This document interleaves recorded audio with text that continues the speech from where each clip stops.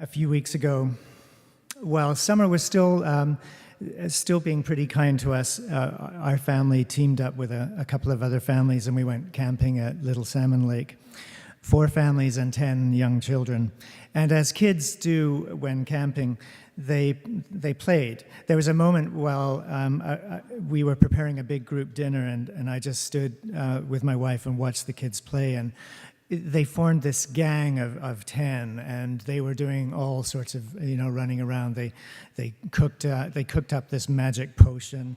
They were playing these group games. Yes, they played with pretend guns. They roamed around on bikes, and they were just sheerly and wildly absorbed into play with this bounty of fresh air, food abounding, immersed in this fresh spruce and mountain air, and ignorant of the coming rain that was driving the rest of us into shelter. And to me, that it was that moment that these children really exuded the essence of childhood, and that sheer absorption in the moment. They were not trying to live in the moment or engaging or getting the most out of life. They were just living it. And that's, I think, a scene that really stuck with me. This is the childhood, the nourishment of the childhood brain before being acted out before our eyes. And I somehow think if we keep that scene in mind, that somehow all the ingredients of healthy childhood are right there. And perhaps it would be more useful than carrying on with this talk if I just stopped and we discussed it right now. But I will go on. Similar to the video presentation that we watched yesterday about Native American culture and childhood, what we have always known.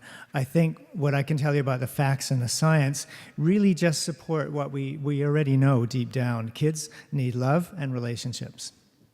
Anyway, while thinking about that camping scene and preparing for this talk, I also went back to this special little recipe card that I remember from my childhood that my mother had among all her cards in the kitchen, and it went like this: recipe for preserving children. 1 grass-grown field, 1 half-dozen children or more, several dogs and puppies if available, 1 brook, some pebbles. Method: into the field, pour children and dogs, allowing to mix well. Pour brook over pebbles till slightly frothy. When children are nicely brown, cool in a warm bath. When dry, serve with milk and fresh-baked gingerbread. Now, as a kid, I did think that was also slightly creepy, that kind of double entendre about serving with milk and gingerbread. Now, who's just being served up? But again, I think it illustrates with perhaps some Victorian irony but also deliciousness, the ingredients of happy childhood. So I use the word recipe deliberately because we're talking again about nourishment. Nourishment for the brain, bathed as it is, surrounded by warm water, seat of the mind, so amazing an organ and so exquisite a product of millions of years of evolutionary development. So after that rather long introduction, if we break it down, what do kids need to grow into healthy adults? To become involved parents themselves one day, to make solid contributions to society? In the next half hour or so, I thought it would be useful to review some of these key ingredients, starting before conception, going through pregnancy, and then into the critical first stages of childhood. And this is important stuff for 2 very different reasons. One is that I don't think that, as Judy just so clearly illustrated, I don't think we're doing quite well enough to be giving our children the first start in life.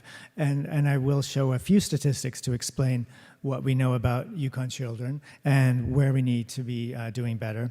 And the second reason that is so important, again, is rooted in the brain, in what we know about the incredible period of growth that early childhood presents for the brain, and how vulnerable at the same time this growing brain is to adverse influences.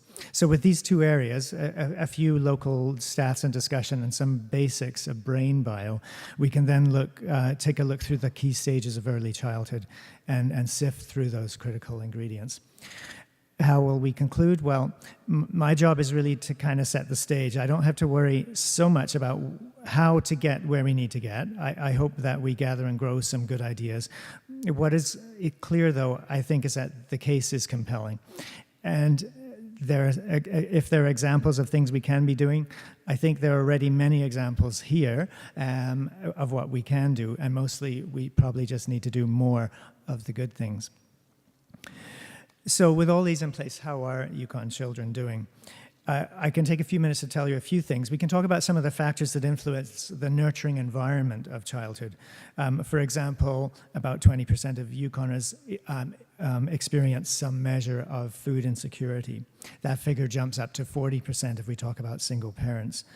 30% of lone parents, 11% of Yukoners have trouble affording school supplies for children.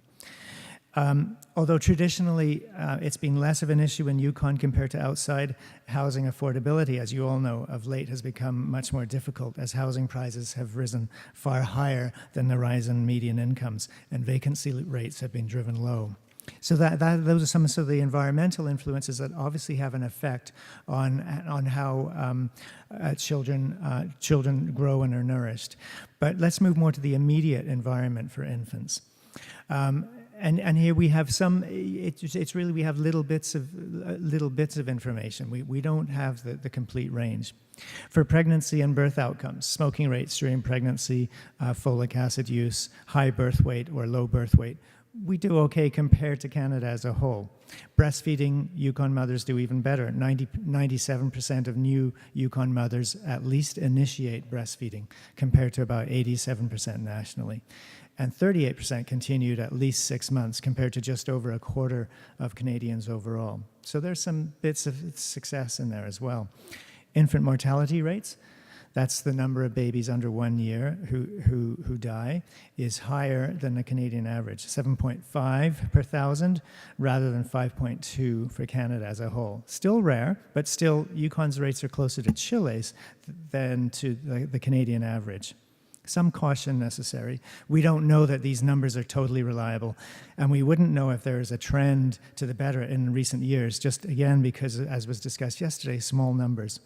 But it does start you wondering. Many of these causes will be related to underlying socioeconomic conditions, poverty, therefore less than ideal prenatal care, lack of nutrition, higher smoking prevalence, alcohol use, perhaps less screening for disorders because of less access to prenatal care, perhaps expert management of problems that are identified occur better in pregnancies where there's a higher socioeconomic status and therefore more access to prenatal care. Another area, if we look at immunization rates, pretty good in Yukon for early on, but later childhood immunizations show a drop-off. For example, measles, mumps, and rubella, MMR immunization is only at 80%. Chickenpox vaccine over 60%. Lower rates than we find in our immediate provincial neighbors. EDI, I'm not going to go over, so I can save a couple of minutes because Judy has done it in far more detail than I was going to do. The only thing I will say about the early developmental instrument is that it did appear in our 2012 health status report, and I think for the first time we tried to take this more holistic look at childhood, especially child and youth and family outcomes. So so if you want to see more of this data or review it, it's all in the 2012 Yukon Health Status Report.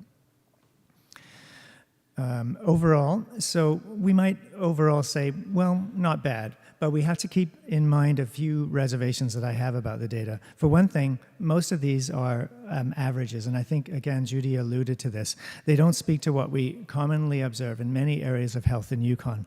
Most people do really well, but a smaller proportion are left out and have significantly worse outcomes.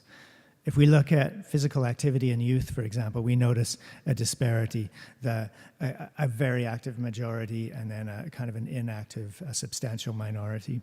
Even more worrying are some of the findings from the health behavior study carried out a couple of years ago in older school-aged kids in many areas such as attachment and emotional maturity and risk behaviors that would set them up for addictive behaviors. There was a significant gap between rural and Whitehorse-based young people.